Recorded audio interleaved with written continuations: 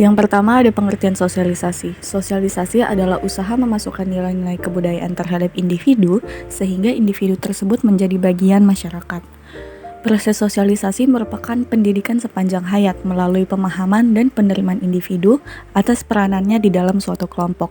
Sosialisasi dapat terjadi karena adanya agen primer yaitu keluarga dengan sifat emosional dan afektif, serta agen sekunder yaitu teman dan perkumpulan yang bersifat leluasa. Tujuan dari adanya sosialisasi adalah mengajarkan kebudayaan yang berlaku dalam suatu kelompok kepada individu dari segi peran dan status sosial. Selanjutnya ada definisi sosialisasi menurut Peter L. Berger di tahun 1978. Berger mendefinisikan sosialisasi sebagai proses melalui di mana seorang anak belajar menjadi seorang anggota yang berpartisipasi dalam masyarakat. Definisi ini disampaikan oleh Berger dalam suatu kajian yang berjudul Society in Man. Menurut Kamanto Sunarto, definisi yang dipaparkan oleh Berger menunjukkan pandangan bahwa melalui sosialisasi itulah nilai-nilai masyarakat masuk ke dalam individu manusia.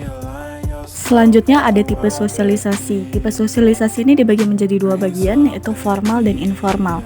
Sosialisasi formal terjadi melalui lembaga-lembaga yang berwenang menurut ketentuan yang berlaku di dalam negara, seperti pendidikan di sekolah dan pendidikan militer. Sedangkan untuk informal itu terdapat di masyarakat atau dalam pergaulan yang bersifat kekeluargaan, seperti antar teman, sahabat, sesama anggota klub, dan kelompok-kelompok sosial yang ada di dalam masyarakat. Selanjutnya ada jenis sosialisasi. Yang pertama ada sosialisasi primer.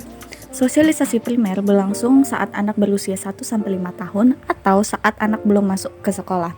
Anak mulai mengenal anggota keluarga dan lingkungan keluarganya. Secara bertahap, dia mulai mampu membedakan dirinya dengan orang lain di sekitar keluarganya. Selanjutnya ada sosialisasi sekunder. Adalah suatu proses sosialisasi lanjutan setelah sosialisasi primer yang memperkenalkan individu ke dalam kelompok tertentu dalam masyarakat. Bentuk-bentuknya adalah resosialisasi dan desosialisasi. Dalam bentuk resosialisasi, seseorang diberi suatu identitas diri yang baru. Sedangkan dalam proses desosialisasi, seseorang mengalami pencabutan identitas diri yang lama.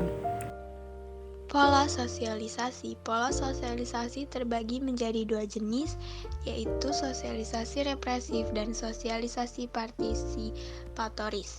Yang pertama yaitu sosialisasi represif atau repressive socialization, menekankan pada penggunaan hukuman terhadap kesalahan.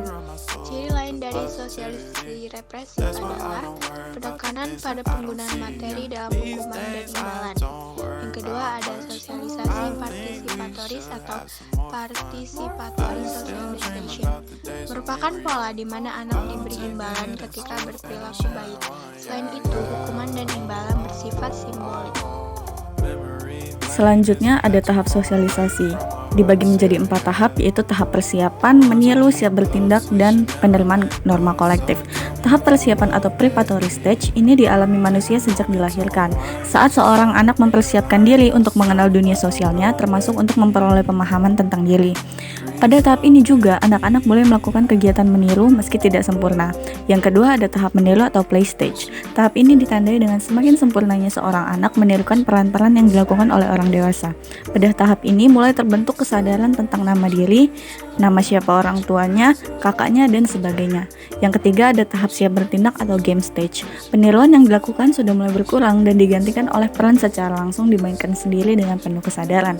Kemampuannya menempatkan diri pada posisi orang lain meningkat, sehingga memungkinkan adanya kemampuan bermain secara bersama-sama. Dan yang terakhir ada tahap penerimaan norma kolektif atau generalized stage atau generalized other. Pada tahap ini seseorang dianggap telah dewasa. Dia sudah dapat menempatkan dirinya pada posisi masyarakat secara luas. Dengan kata lain, dia dapat bertenggang rasa tidak hanya dengan orang-orang yang berinteraksi dengannya, tetapi juga dengan masyarakat luas.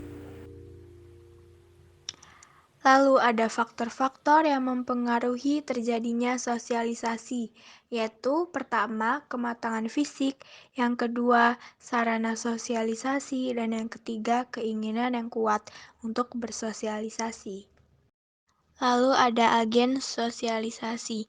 Pengertian agen sosialisasi ini adalah pihak-pihak yang melaksanakan atau melakukan sosialisasi. Agen sosialisasi ini sebagai berikut, yaitu yang pertama keluarga. Peranan para agen sosialisasi dalam sistem keluarga. Pada tahap awal sangat besar, karena anak sepenuhnya berada dalam lingkungan keluarganya, terutama orang tuanya sendiri. Lalu yang kedua, dari teman pergaulan. Pada awalnya, teman bermain dimaksudkan sebagai kelompok yang bersifat rekreatif, namun dapat pula memberikan pengaruh dalam proses sosialisasi setelah keluarga. Yang ketiga, sekolah. Di sekolah, sebagian besar tugas sekolah harus dilakukan sendiri dengan penuh rasa tanggung jawab oleh setiap individu. Yang keempat, ada media massa. Besarnya pengaruh media sangat tergantung pada kualitas dan frekuensi pesan yang disampaikan. Yang kelima, dari tempat kerja. Sifat keagenan dari tempat kerja adalah adanya partisipasi langsung dari individu terhadap peranan sosialnya di dalam suatu kelompok sosial. Lalu yang terakhir ada agen-agen lain. Sosialisasi ini juga dilakukan oleh institusi agama, tetangga, organisasi, rekreasional, masyarakat, dan lingkungan pekerjaan.